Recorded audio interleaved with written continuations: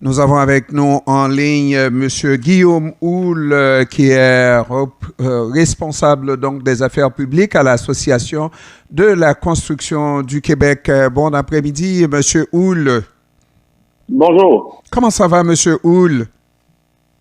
Dans les circonstances actuelles, je vous dirais que c'est assez désolant ce qu'on voit, ce qui s'est passé à Laval. Moi-même étant de Laval avec l'autobus qui a foncé dans la garderie, je dois vous avouer qu'on est très sensible à ce qui se passe autour de nous et on pourrait avoir des meilleurs après-midi qu'on a actuellement. Oui, on souhaite que le bilan ne soit pas trop élevé dans les circonstances. Mais il faut regarder pour l'avenir aussi. L'avenir, c'est les logements. Les logements qui sont à un prix inabordable au moment où on se parle et pour une des rares fois. Donc, on voit cette association entre constructeurs et propriétaires d'immeubles qui demande au gouvernement du Québec à l'approche donc du budget de prendre des mesures musclées, dit-on, n'est-ce pas, pour contrer cette situation de pénurie du logement qu'on vit au Québec. Absolument, on vit une situation sans précédent. Depuis 2004, on n'avait pas vu un taux d'inoccupation aussi faible à 1,7% pour l'ensemble des régions du Québec. Écoutez, le niveau d'abordabilité, si on souhaite qu'il demeure au niveau actuel, puis on s'entend déjà actuellement, c'est pas très abordable, mais si on souhaite qu'il demeure au niveau actuel, ça nous prendrait 630 000 unités de plus en construction que ce qu'on fait actuellement d'ici 2030. Là. 2030, c'est demain là, dans les projets de construction. Donc, il faut absolument que le gouvernement mette l'épaule à la roue et qu'on puisse construire plus de logements sociaux que ce qu'on fait actuellement pour répondre à la demande. Et plus on va construire, plus ça va diminuer la pression à la hausse sur les prix des loyers. C'est le constat que nous, on fait et c'est pour ça qu'on demande au gouvernement d'y aller avec des mesures musclées pour diminuer la pression sur les loyers actuellement et donc pour qu'on construise davantage d'unités au cours des prochaines années. Et les entrepreneurs en construction sont d'accord à ce qu'on construise davantage de logements sociaux, de logements abordables, mais les programmes actuels nous empêchent, nous limitent dans la construction de ces programmes-là parce que c'est plus rentable pour un entrepreneur de construire des logements abordables. Le calcul avec la hausse des coûts des matériaux, la pénurie de main-d'œuvre, fait en sorte que ce n'est plus rentable pour un projet de voir le jour, un 100 portes, un 200 portes, de voir le jour parce que de la porte, j'arrive pas à compenser, donc à payer, à rentabiliser suffisamment la porte pour pouvoir la construire. Est-ce que c'est aux entrepreneurs de construire et de loger les Québécois? Vous travaillez, vous faites un salaire, mais les entrepreneurs aussi travaillent, doivent faire leur salaire. On peut pas faire des projets à perte, là. Oui. On peut pas continuer de faire des projets à perte. Oui. Donc, c'est pour ça que le gouvernement doit mettre l'épaule à la roue. Je sais que cet avertissement est servi au gouvernement provincial, mais on sait aussi que vous avez deux vis-à-vis lorsqu'il s'agit de construction ici au Québec et particulièrement à Montréal. C'est la municipalité, mais à Montréal, il y a ces programmes de construction de logements sociaux avec lesquels, ou ce programme avec lequel vous, les constructeurs, vous n'allez pas toujours de pair, vous ne voyez pas toujours dans la même direction de la municipalité de Montréal pour les questions de construction, ce qu'on appelle le fameux programme 20-20-20. C'est un programme qui est très louable. On respecte les orientations que la municipalité souhaitait donner avec le programme. Ceci étant dit, quand on regarde la mécanique, c'est pas rentable pour un entrepreneur de construire des logements et de les vendre moins cher alors que le marché est tellement en demande que on pourrait en construire et les vendre au prix à 100% de sa valeur. Donc, il faut comprendre qu'un entrepreneur a une certaine rentabilité à avoir avec un projet et que si on perd cette rentabilité-là lorsqu'on met de l'avant un projet, pourquoi j'irais de l'avant si j'ai pas de marge de manœuvre et si moi-même je dois assumer des risques que le projet coûte plus cher, que la main-d'œuvre coûte plus cher, que le temps qu'on prenne plus de temps pour construire. Est-ce que c'est à l'entrepreneur d'assumer 100% de ces risques-là? Nous, on croit que non. On croit que la ville devrait faire un bout de chemin en ce sens-là. Et c'est pour ça qu'actuellement, dans le projet 2020, là, il y a une possibilité pour les entrepreneurs de compenser financièrement la ville ou l'autre option, c'est de construire du logement abordable. Mais aucun logement abordable qui a été construit, les entrepreneurs ont préféré compenser la ville parce que la mécanique et le marketing entourant ces projets-là est trop compliqué.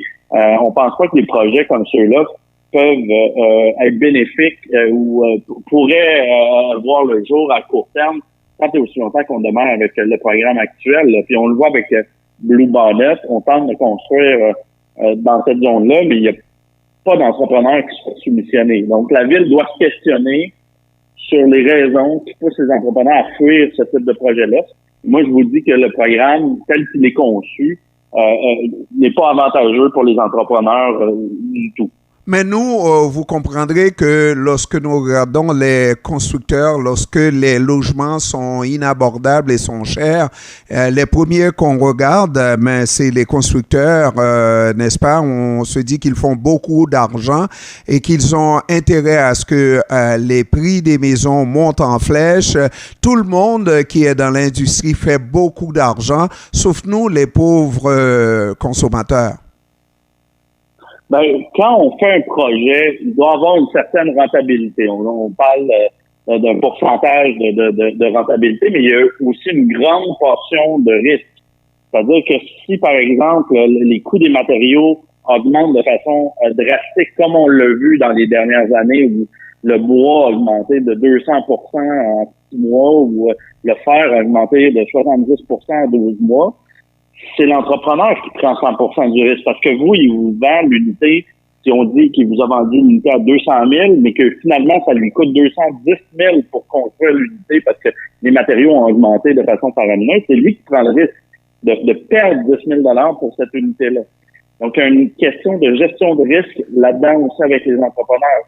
Ultimement, même si on construit pas assez d'unités, mais les entrepreneurs sont perdants là-dedans parce que s'ils construisent pas, ils ne font pas rouler leur business. Il y a pas personne qui va travailler dans ces cas-là.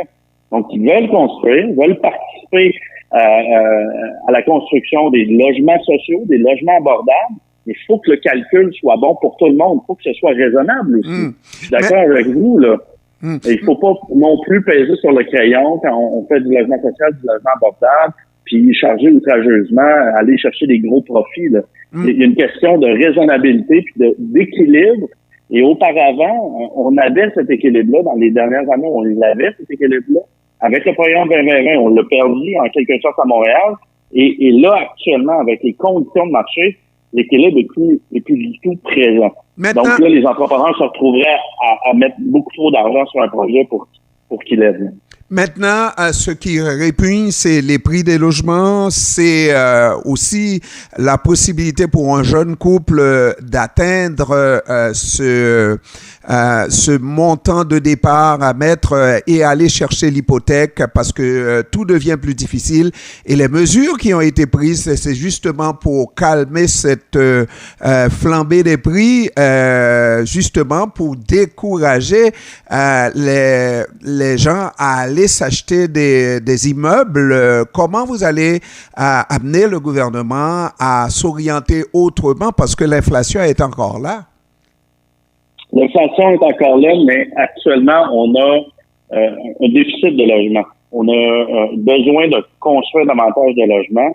Et c'est pour ça qu'on dit au gouvernement qu'on nous prend de l'aide, à court terme, pour aider les logements, les familles et les ménages les plus démunis qui ont besoin d'aide pour payer leur loyer. Puis ça touche pas la construction neuve, là, qui touche mes membres directement. Ça touche la population québécoise, les foyers les plus démunis. Notre première recommandation est d'aller de l'avant et bonifier les programmes d'aide à la subvention au loyer. Ça, c'est à court terme, on a besoin de faire ça pour diminuer la pression sur l'abordabilité des loyers. Deuxièmement, ça prend plus de logements sociaux. Le gouvernement de la Coalition Avenir Québec a promis 11 700 logements sociaux. Il faut s'assurer de les construire le plus rapidement possible.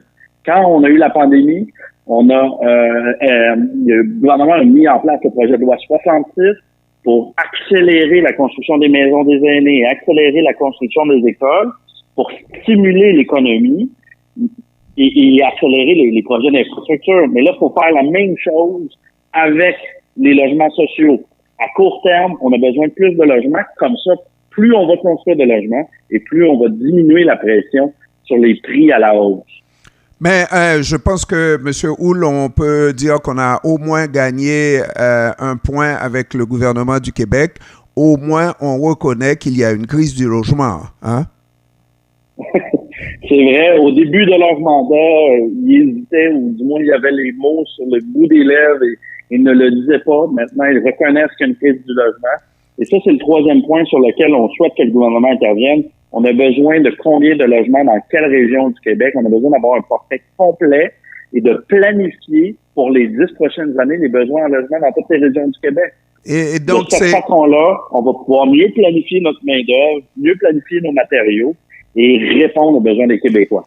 Donc, ce n'est pas tout de reconnaître qu'il y a une crise du logement. Il faut juguler cette crise du logement et au Québec, on est capable. Guillaume Houle, responsable des affaires publiques à l'Association de la construction du Québec, je vous remercie d'avoir pris du temps de nous parler, M. Houle. Super, merci beaucoup. Merci, au revoir.